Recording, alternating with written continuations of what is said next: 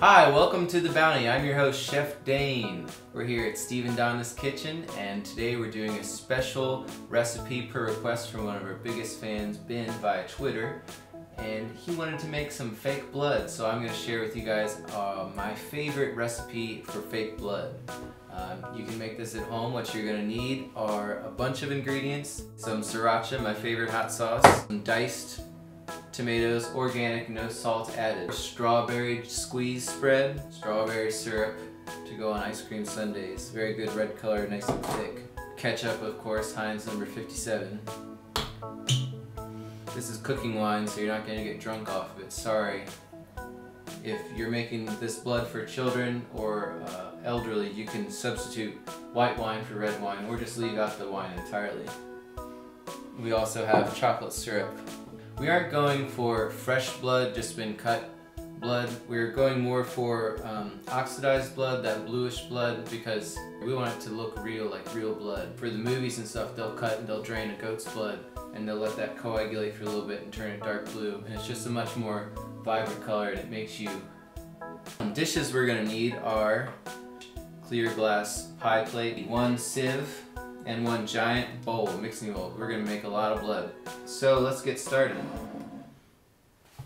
Just put a little blob there. You can just start to get a feel for the different colors. This one is strawberry. It's sweeter than a Dum Dum Pop. We'll put a little chocolate syrup next to that to see what it looks like. This is dark, completely opaque, and ketchup. You can squirt that down there. It's darker than the strawberry and thicker. Succuss the bottle 15 times, and that's just when you hit it with the heel of your hand. 2, 3, 4, 5, 6, 7, 8, 9, 10, 11, 12, 13, 14, 15.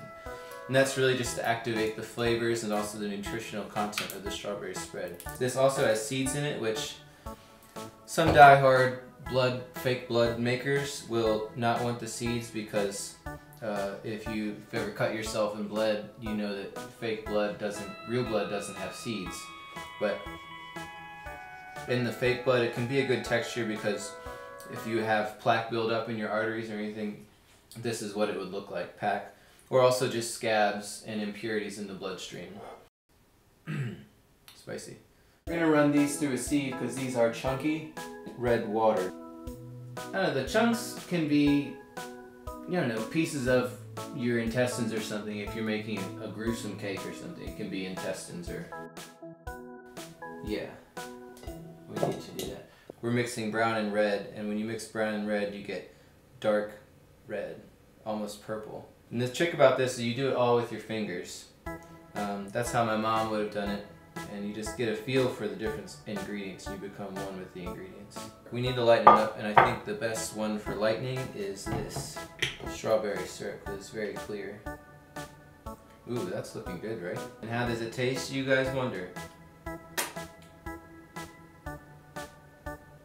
Doesn't taste bad. It tastes like candy blood. Go ahead and start making this in mass quantities. Our ketchup. Here's chocolate syrup. Going back over to our crushed tomatoes, we're going to start incorporating these. We can take, since I think these chunks are a little too big, I'm going to go ahead and hand squeeze them to try and get them smaller. It's okay if you make a mess. Most good food tastes bad because it's not made with a mess. Treat it like it's your own blood. Like this is coming out of you. This is your blood. You've been growing this blood for, I don't know, how old are you? I'm 26. You can use two hands. I was keeping one hand clean, but I think we're past that point. Making blood. Just squeeze it. This will get more juice out of the tomatoes too. Okay. Now we've got a good red color in there. We can mix that. Use two hands. You can just dip your hands in there. Get all that blood off.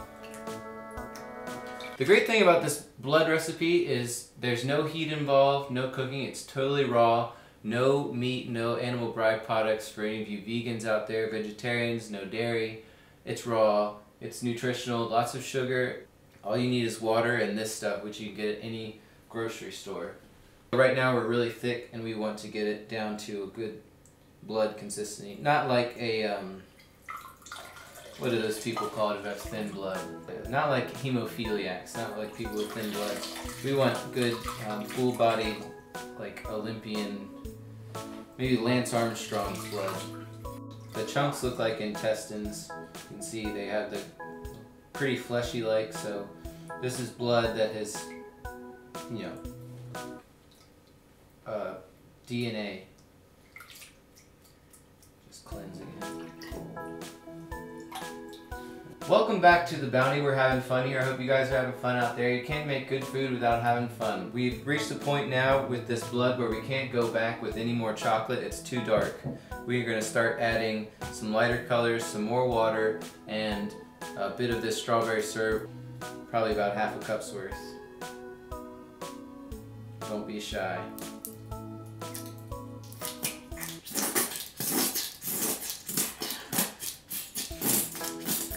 I don't know if any of you guys have ever messed around with real blood or goat's blood or anything like that.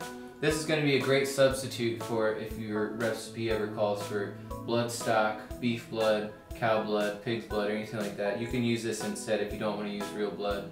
This is probably not going to taste as much like a human's blood as, but more probably like a goblin's blood or fairy blood, which is, some recipes call for that. I don't know. See how my hand looks like I cut myself, but I didn't. Chunks. Alright guys, my mom Donna, Stephen Donna's Kitchen, canned this beautiful red tomato soup this past summer, and I'm going to use just a little bit of it in this recipe. Don't tell her, please. My hands are sticky. We're just going to open it. You hear that? That's fresh. We're not going to use it all because she'd get mad. Use your hand as a sled for the stuff to run down. It's a splatter guard. It also is going to warm it up a little more before it goes into the sauce. That's a lot of that stuff, so it smells like fresh tomatoes, garden fresh. What's better than a mother's milk? A mother's blood. We're trying to thermoregulate this to be about the temperature of the human body, which is 98.6.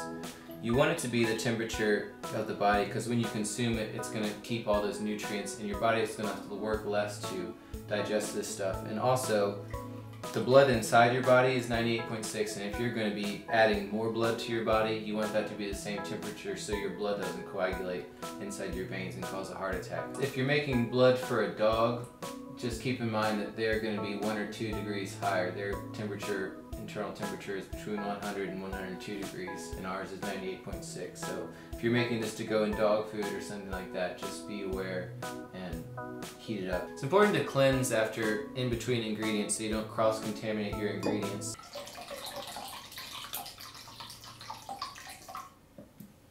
You can hear the sounds of it are changing just by the volume.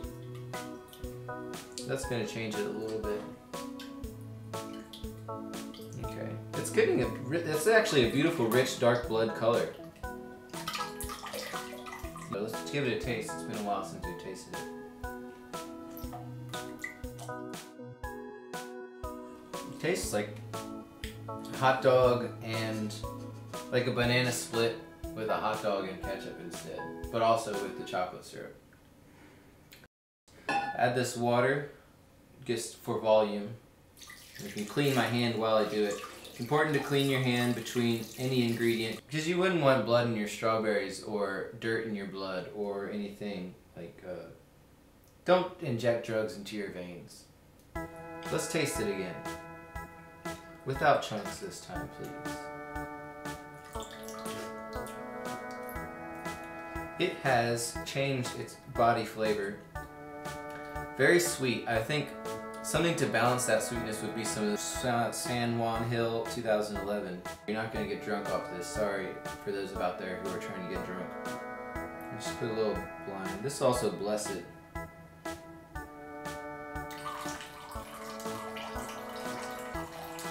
Just enough to hear the flavor. Smoked applewood bacon, cherry, little pear, little bouquet, little old grape on the nose here. Just already just off that. This is, you can hear the notes, but can you smell them and can you taste them? Yeah, I can taste that wine. Jesus' blood was wine, so this is basically blood juice. It's pretty cool if you think about it. So we have a beautiful, rich, dark red blood right now. I think we're gonna keep this the way it is. We're gonna try and multiply the quantity by making a cornstarch slurry on the stove. It's a very simple procedure. I'm gonna walk you through it step by step. Argo cornstarch. We are thickening this with cornstarch. This is totally gluten-free for all you gluten-free folks out there too. Wine slurry. It's gonna get a nice pink color. We're back. Our slurry's done. We're gonna add it to our blood and thicken it up.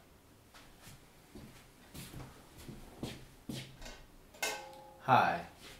You might see the steam coming off of this slurry, and we're going to test the room temperature of it by taking a bit of it and putting it on our wrist just like you do with the baby's milk.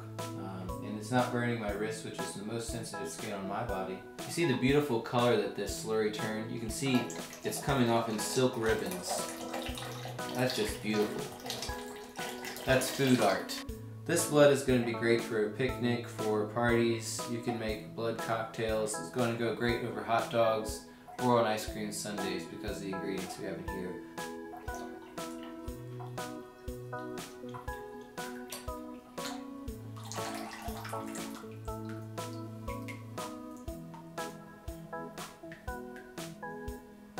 But I think it looks pretty realistically like a good blood. It does taste. The taste has improved. It tastes just like a Tootsie Roll. A strawberry Tootsie Roll that you've gotten to the chocolate center. Perfect. There is one last ingredient that this needs. Probably the most important ingredient that's going to go into this, and we're not actually going to be putting the onion itself. It's got lots of layers on it.